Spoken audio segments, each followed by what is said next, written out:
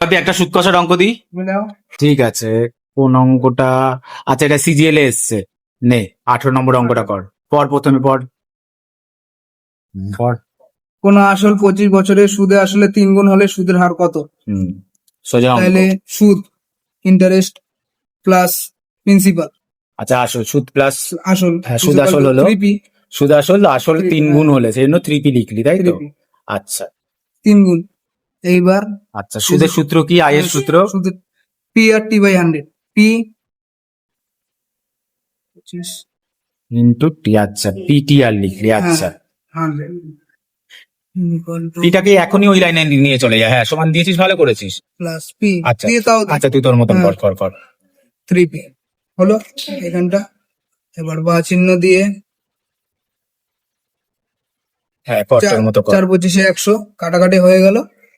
এবার P R by 4, পিটা অবশ্যই চলে গেল, is equal to 3p minus P hmm, is equal to স্পিডে কর, স্পিডে কর।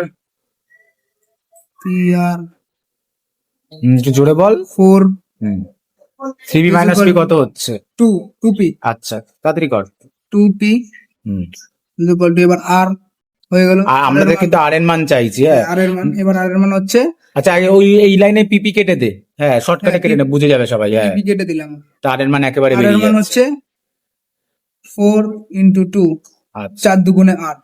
8% অপশনে আছে। অপশনে বি, অপশনে আছে 8। তাই একটা ছোট অঙ্ক করতে এত নার্ভাস হয়ে যাচ্ছিস? ঠিক আছে, হয়েছে।